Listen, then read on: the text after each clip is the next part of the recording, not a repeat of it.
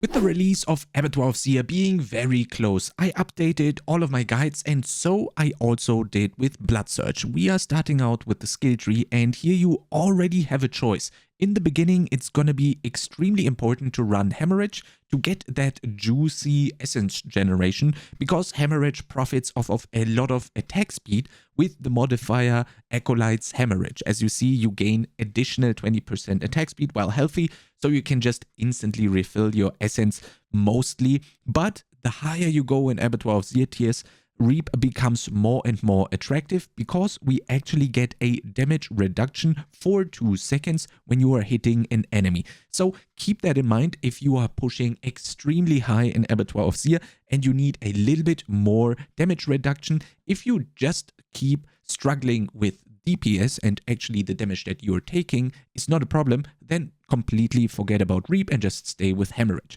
Just a different option here.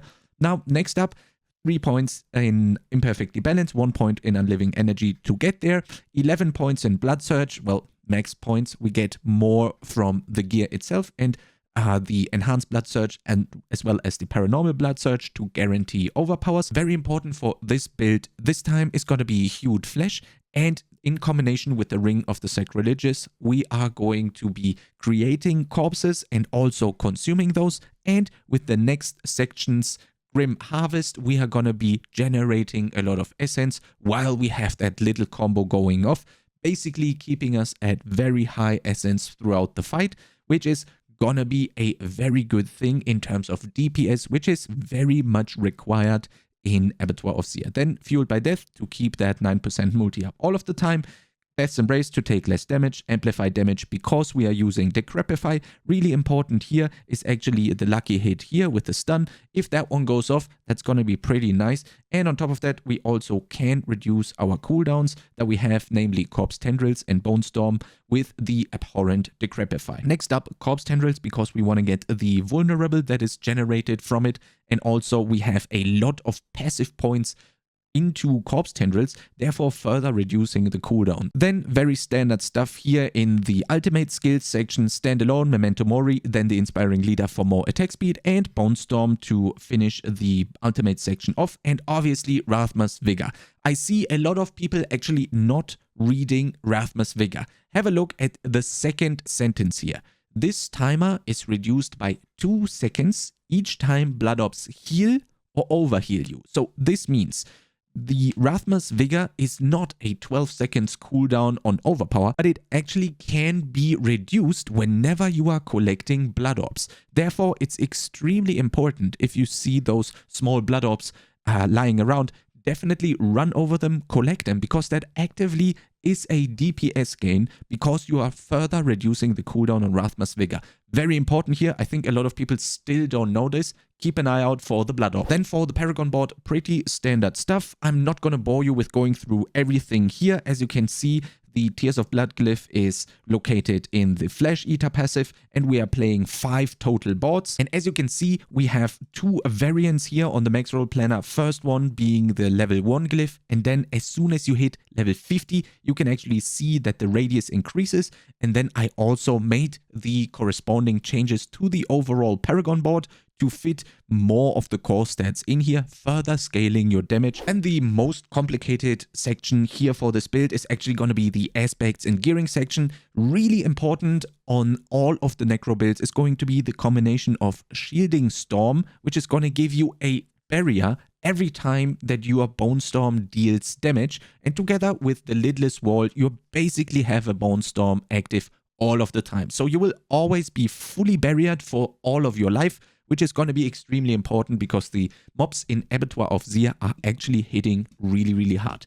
Then on the helm itself, we do want to have max life, total armor, and then the cooldown reduction is kinda whatever. I find that the basic skill attack speed is further generating more essence for you. With the natural scaling of attack speed, you will obviously fuel your blood surges even easier. Then next up on the chest, of course, Disobedience, because as you can see here, we are running 11.6k armor, which is not enough. The scaling on the mobs isn't even that crazy as we assumed. They probably will cap out at level 160 or something, which is going to require 13.2k or 13.7k armor to be capped. So if you have around that, you are gonna be very fine for T25.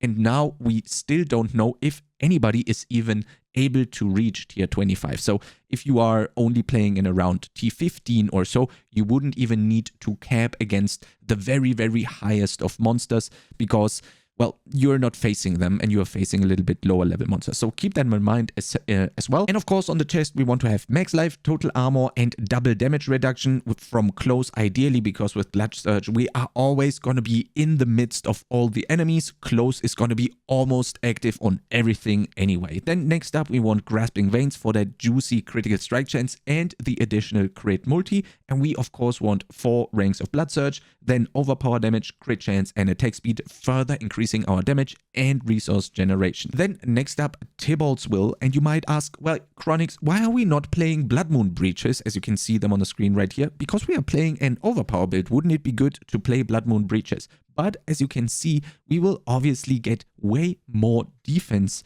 when we go for Tybalt's Will because of the damage reduction from close, and on top of that we get max resource, more potion capacity, which might actually come in very handy in Abattoir of Zir, and on top of that we get a little bit more multiplier. But the big kicker right here is not only the 40x multi on the Tybalt's effect itself, but also the resource generation, which Blood Moon Breaches doesn't have. Yes, Blood Moon Breaches gives you +2 ranks to Decrepify, but that's around 3% less damage that you take, and that's not really worth it. So definitely Tybalt's Will, Blood Moon Breaches also kinda works, but it just increases the very top part of your damage, whereas Tybalt's just constantly increases your overall DPS all of the time, because that effect on Tybalt's Will is always going to be active. And again, Blood Moon Breaches is only going to be active when you have the overpower on you, which is probably going to be a little bit less DPS overall. So it would probably be very good to have both ready, but I would suggest starting out with Tybalt's Will just because you can so easily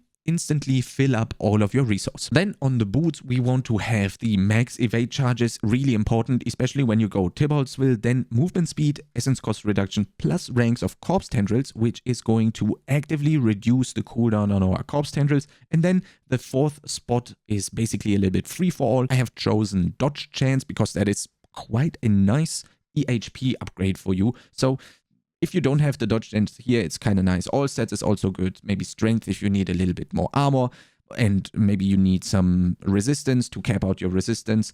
Definitely a perfect spot to put here instead of the dodge chance. But I would say this combination here is the best that you can have on boots and shared misery, because we actually can stun with our Decrepify on a lucky hit, which is not going to be so easy to proc, but when it procs, you're going to probably also proc it with the shared misery, spreading the stun itself. What's also possible, and I will update on this, so keep that max roll planner bookmarked, would be the Audacity S, which is going to allow us to stun all enemies if there is at least 5 close to us. This has a 20-second cooldown, but as we climb higher and higher in the Abattoir of Zir tiers, there are very likely to be 5 close enemies almost all of the time, and it might also work perfectly here because the higher we go in Abattoir of Zir tiers, there are gonna be a lot of enemies piling in on you, which you can stun, and probably those mini encounters are gonna last around 20 seconds. So every time you go into a new pack, you will have it ready again. Even if you take 1 or 2 mobs into the new pack, it's not gonna proc on the way over to the next pack because it requires you 5 enemies to even take the effect. And as a weapon, we do have a dagger because of the damage to close enemies implicit, and that one should ideally have overpower, core, damage to close, and all stats. The damage to close could also be intelligence if you still need more stats for your Paragon to actually activate a certain rare node, for example. But there's also a discussion when it comes to Doombringer, which is definitely viable as well. And I really like this about Blood Surge. With maximum life, you are double dipping, so to say. Not only are you increasing your defenses, but by increasing your maximum life, you are also directly increasing your overpower damage, just because how overpower scales with your maximum life. So Doombringer might actually be a very, very good thing for Blood builds, Blood Surge, and Bloodlands because of this double dipping effect. then you would need to find another spot for the bloodbath aspect, which would probably be here on the Untimely Death. Next up, the Amulet Banished Lord Talisman is a given here. Absolutely no discussion about it. Crazy DPS upgrade, resource generation, overpower damage, crit, and ranks of all core skills. Basically everything that you want on an overpower build. And as you can see here on the jewelry slots, we have the skulls, which is going to increase the base armor by quite a lot, which is then going to be further amplified by our total armor on the chest and on the helmet. Again, in this planner right here, I do end up with 11.6k, but again, this is perfect gear with perfect rolls. So if you're slightly a little bit below that, Disobedience is going to take care of the rest of that. And if that is not enough, you can still chunk in an Iron Skin Elixir, giving you even more armor. Then on the rings, we want to have max life, crit, overpower damage, and damage to close. All of this is basically active all of the time. And then we want the Untimely Death aspect, further increasing our overpower damage with an up to 60% multi. Extremely good when it comes to damage or offensive power of the Blood Surge build. And then last but not least, as mentioned in the skill tree section of the guide, we actually want to have Ring of the Sacrilegious, because not only are the stats quite nice, but we also rely on having the effect as low rolled as possible. So ideally this would be 1 second, because again, with the Hued Flesh, we are gonna produce a lot of corpses. Also by killing, we are gonna produce a lot of corpses. And while the ring is passively consuming corpses for the corpse explosion, you are gonna be regenerating a lot of essence with Grim Harvest. And these 6 essence right here are actually further increased by all of your resource generation effects, such as the one on Banished Lord's Talisman. And for the class mechanic hidden behind my camera, I actually sacrifice the defenders to get the 32% all resistance. You can see it's 20% here, but it gets amplified by Memento Mori from the skill tree by 60%, as you can see here. When we are sacrificing all of them, they are increased by 60%. So that is actually 32% all res. Very, very strong.